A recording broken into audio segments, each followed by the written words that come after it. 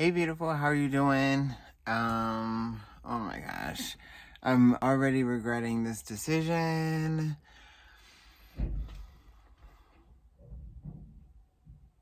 Can you hear that noise? That's the trucker that's beside me. And I guess you're not the only person that's gonna be hearing this video. Whoever's beside me is obviously gonna hear this video too, because I turned off my truck so this way there's no noise. Just the same, I'm a pro. Well, I wouldn't go that far, but I'm definitely not new to making videos. I know that sound quality is everything, lighting is everything. I picked this spot. If you're wondering where this thing is sitting at, as you can see behind me is the truck. Oh my gosh, I just spilled my drink. As you can see behind me is the truck. Dang, I really spilled that thing good.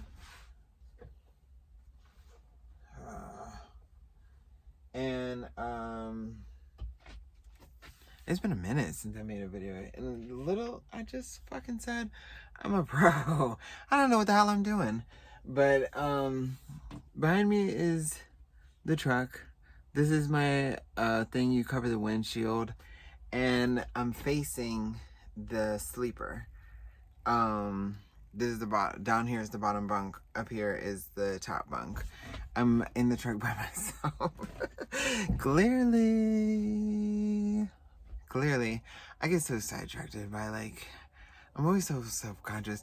You know, it's like in these videos I be trying to be as myself as I possibly can, but it's like the only people that really get to see me as myself is Cam for sure, my husband, if you don't know who I'm talking about, my sister, my brother, the one that's gay, and my mama, and then some few close friends. I could probably count on one hand for sure.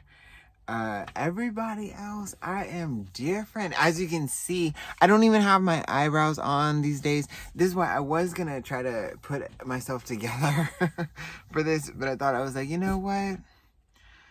There was a time that I used to just be 100% myself, and I don't see why this should be any different. When I was 100% myself, for those of you, if there's anybody from back in the day, do you hear that noise? That's the truck that's beside me. I'm telling you, they probably could hear me and they're like, I ain't trying to listen to this shit. For those of you that were, yeah, I definitely gained some weight. It's cold outside, but it's warm in here. Anyway, there was a time that I was always put together with my eyebrows on, perfectly shaved hair. I don't think that I have a video until recently, until my last couple videos that I had a hat on. It's I always would have my hair done. Things have changed. It's I'm just constantly in this mode where it's I'm trying to figure out how I can survive comfortably and get Cam out of prison. That's all I'm trying to do. It's and it's unbelievable to me how difficult it has been. Seriously, I've tried a lot of different options. A lot. I don't want to go down a list, but I've tried a lot of different ways to, and not just brainstorming and it's oh, this for a week, this for a month, for a long time. One of them is this channel. This channel, if you check the about section, started in 2019, honey. We are in 2023. And what will be nice and say I stopped posting 2021. We'll say I stopped posting 2021. That's still 19, 20, 2021. 3 solid years, I was posting every single day. Like, you know, but I know things take time and it's just the way of life. So I don't mind posting now, but it's just a little bit more of a time. Oh my gosh. Shit, he just turned off his truck. That means he's trying to listen to what I'm saying. I don't know if I can keep going with this shit. I'm just too private. I love making videos and talking to you guys, but you know when I really started to clam up is I don't know if it's my own paranoia, but I started to feel like people around the town that I lived at, they knew I was making these videos. People just started treating me differently. It could have been in my mind. And even like, I don't know, like on Facebook, I don't know. It's just weird how things change, because it's like, when I was younger, I would joke with my mom and my gay brother all the time. I always say, I'm like, my younger self, like, literally 21, 2019, would have, especially 16, would have taken, like, say, like, if God or, like, a mademoiselle in a psychic room showed, it's like, oh, this is your future.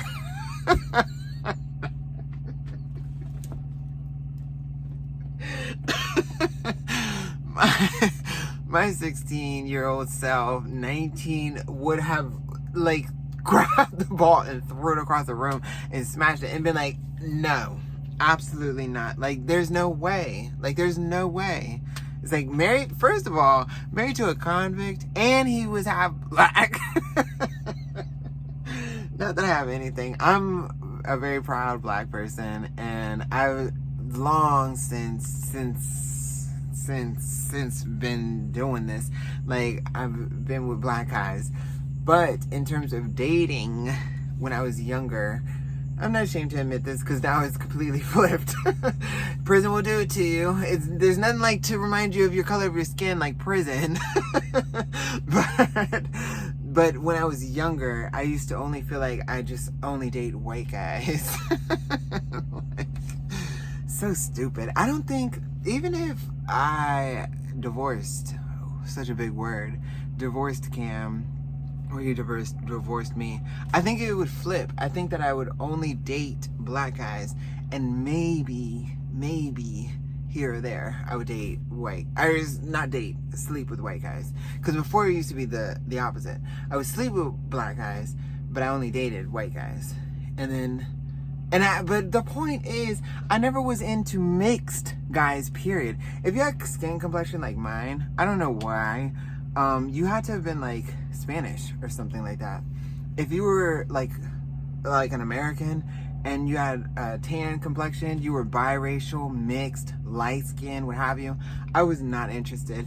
I wanted a white guy or a black guy.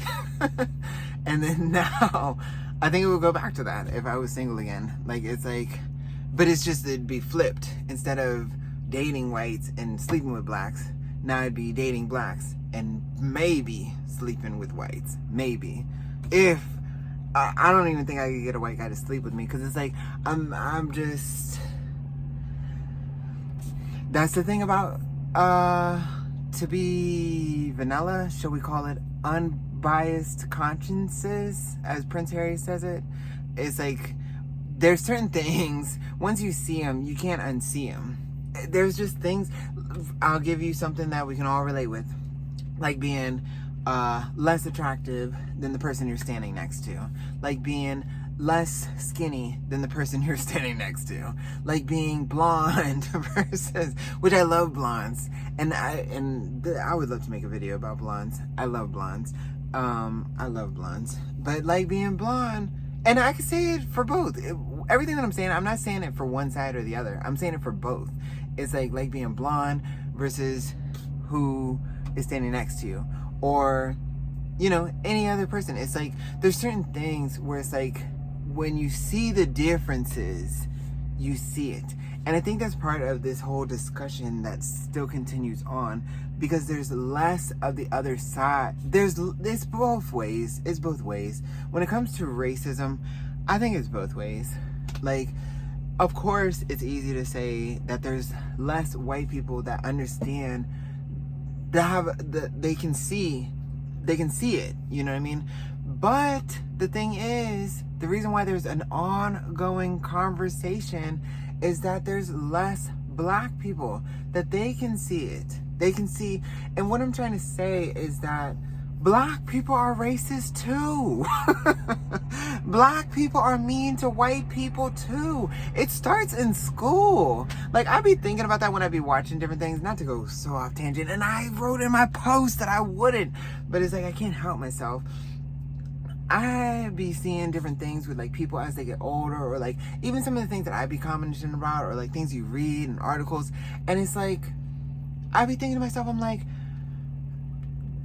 it's crazy how things flip, because it's like, as kids, I was a light-skinned kid. I was picked on by dark-skinned kids. And I'm black. I feel like I'm black. I feel like there's no separation between me and a black, dark-skinned person. I feel like we're both black to me. But to some, there is a difference. And when you're younger, these people pick on everybody else. They pick on the white people. They pick on the light-skinned people. These kids, bitch, grow up into club owners, college people, especially when you think of the white people, and it's like everybody want to preach about privilege and all this shit. It's like, okay, so the black kids done picked on the privileged kids, and now these privileged kids grow into their privilege. Who do you think is at the bottom of the people that they're picking to join on the basketball team? Bitch, it's like, and then now it's flipped, because then now it's like, oh, y'all just this and that. It's like, teach your kids. And then meanwhile, the parents, I'm in the black community. I might have not been at one point in the time, but I definitely am now. I'm cool with blacks. I'm married to somebody that's black. We with the blacks. I was raised black. My mama is black. I'm black. My daddy, whatever. Even me feeling like I have to defend myself and stuff like that, that's part of the argument. Because it's like, if you're not white, you're just not white. I don't see this separation with all this shade shit. We not on no color spectrum. It's like, there's white and then there's everybody else. Period. And I'm sorry if you're white and you're hearing that, but I'm sure some of you are even agreeing with what I'm saying. It's like, there's white and then there's everybody else. So why are black people... Oh my gosh. I just wounded myself up. But my point is that I've been doing just fine. I've been doing just fine, and I think that that's the whole purpose of me coming up here, was to speak on that. It's been a minute since I didn't talk to y'all. You know, when I used to make videos before, it's like I used to have all my thoughts so organized, and I knew even if I went off on a tangent, it's like I knew how to tie it back because there was like a focus. But I learned this when I was making videos, like if I'm not keeping up with it, then it's so easy for a person like me, you know, that's like talkative and long-winded, to kind of like lose sight of like the point. And then that's one thing that helped fall this off. And then another thing is the drinking, which I don't think is any surprise to anybody. It all started with family troubles, which is surprising because Cam really used to put me through it for a long time there. But blood is thicker than water. And my sister and I, we grew up together. And it's like, it's so much changed so fast. It's like, I don't know how else you can explain it. It's like literally knowing somebody your whole life since you were a child, and it's like it just changed. The best way that I can explain it is like a favorite doll or like a picture or something. You know, people have favorite possessions that they have from kids, something that you have from a kid, that is like your dog, your cat, or a stuffed animal, a ball, a basketball, or a baseball, a golf ball, something that has a lot of value to you, and you've carried it on from your childhood to your adult life. And then one day that thing changes. Not to compare my sister to a thing, but just in a way that it makes sense. It's like, that baseball turns into a Barbie doll, or the picture turns into a pile of crap, or the dog turns into a gorilla. It's like, it's something that is like, and it's been a prized possession of yours. Like, it's like, it's not only a prized possession, or it's not a prized possession, but it's a safety net. It's a security blanket. It's it's familiar to you. It's something that stables you. Like, it's something that it's part of your foundation. It's part of your foundation, and it's a key in your foundation, actually, to tell you the truth. Clearly, because I've been drinking and I've gained weight ever since. It's like, it's a really difficult thing to adjust to. And then the thing that I think that has made it so much worse is that I've been talking 16 minutes. Okay, let me try this out. The thing that has made it worse is we're not allowed to talk about it. There's been fights, obviously, it comes about, and if anybody kind of addresses it head on more than anybody else, it's usually me, because I'm the one closest to my sister. We're 1.5 to 2 years apart, depending upon the year. So 1.5 to 2 years apart. And we grew up together. And for the longest time, for I would say at least 20 years of my life, she was like my best friend. Like, my first fight that I ever got into was behind her, defending her. I used to be up sometimes, like, late into the night, threatening girls at school because they was trying to bully my sister. It's like, we was like this, like, twins. That's something that we still say to this day. She'll be like, oh, we're twins. I say it back. It's like, we're twins. We haven't been twins for a while. Or maybe, twins is not something you can ever get rid of. Maybe we still are. But it's just like, it's changed. And the thing that makes it so upsetting is there's no explanation for it. You can blame dementia on something. You can blame cancer on something. You can blame, even kidnapping and things like that on something. This just happened one day. She was one way, and suddenly she was just different. And we've been racking our brains all this time to try to figure out, like, what happened. And it's frustrating. And I've gotten to the point where it's like, I feel like maybe she's to blame. Which I don't want to fall into that sexist thing, because it's like, oh, blame the girl. But it's like, there's a part of, nobody in my family is immune from drama. Like, I'm from a dramatic type of family. I'm from a family that has experienced trauma from different sources. And it's like, you have people that succumb to it, and you have people that rise above it. And the ones that rise above it, they are the number one warriors fighting. Even myself included is in this pile. My mom is included in this pile. My niece is included in this pile. There's people that have suffered things, and they are the hardest one fighting. And you have all these family members underneath them, rallying behind them. With my sister, it's different. That's why I feel frustrated at times. Here we are years later. And that's a whole separate video to give you a bunch of examples, but I won't. I'll just synopsis it by saying it's like she's the last one in this fight, trying to solve it, trying to figure it out. It's like the rest of us are playing this guessing game, and as we, find pieces to the puzzle, trying to feed it to her to see if this is the one that fits. And it's like, she does fight, but it's like she fights because we're fighting. That's not good enough. After years, like, that's not good enough. Where is your fight? Where is your fight? I'm fighting. I'm a truck driver, bitch, as a gay guy from prison. Married to a convict that's still in prison, who got himself sentenced to maximum security, that I'm trying to get out. I have a fight. And I'm fighting. Where is yours? And that's where I'll leave it. It's like, I guess we'll have to do this in parts, assuming that I can get back up here, because that's my personal update.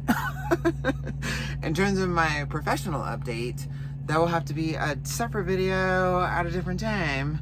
And I hope to give it to you soon.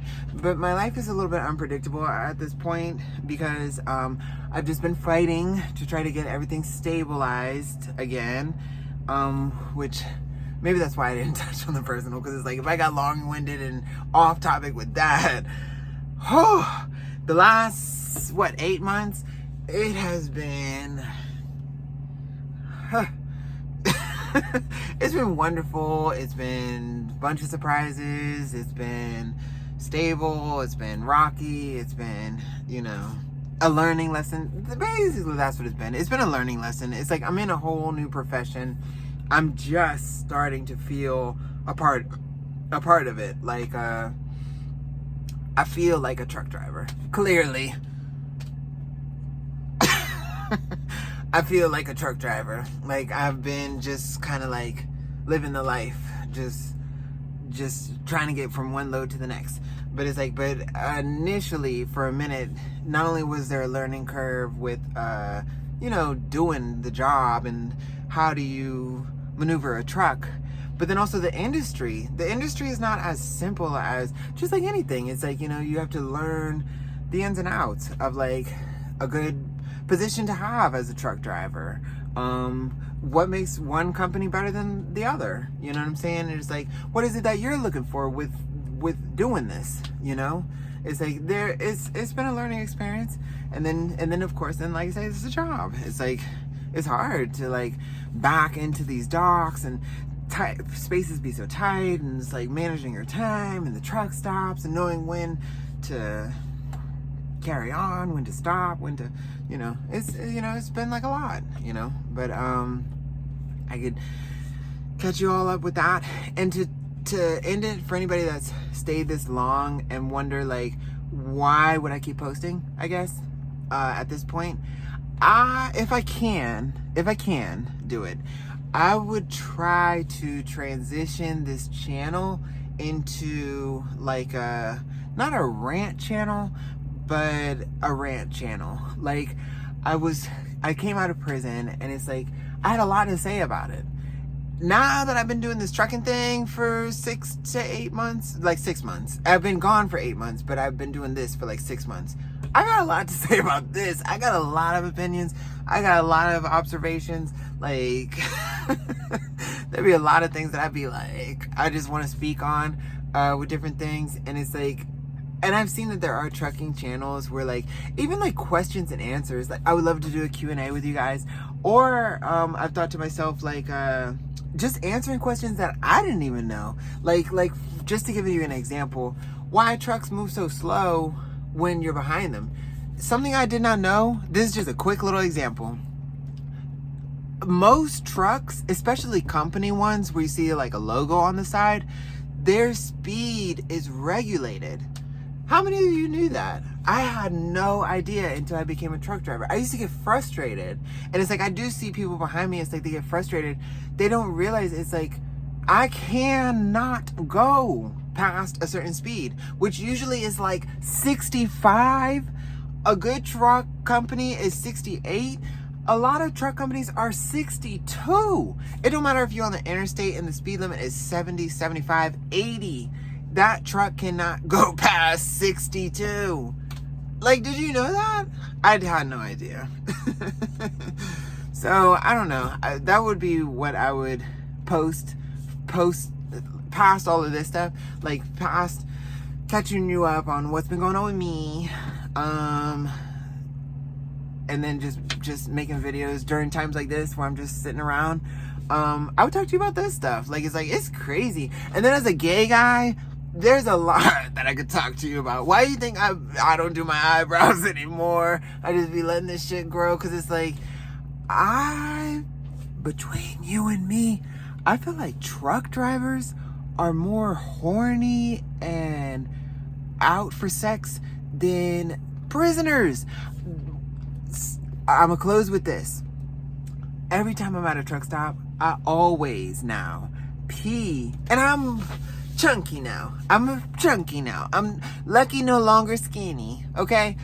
I always naturally just walk into the stall and pee. And I've noticed other guys do that too. Usually the prettier ones or the younger ones or the thinner ones. Because one time I did notice that people be eyeing and stuff, and it's like, I felt like you expect that at a truck stop. But the time that made me always go into the stall now, like, just, I do this now if I'm at Walmart, at a rest stop, wherever. It was 11 o'clock in the morning. I walk into the truck stop. There was this guy. He looked Italian. He was kind of on the bear type. Good looking.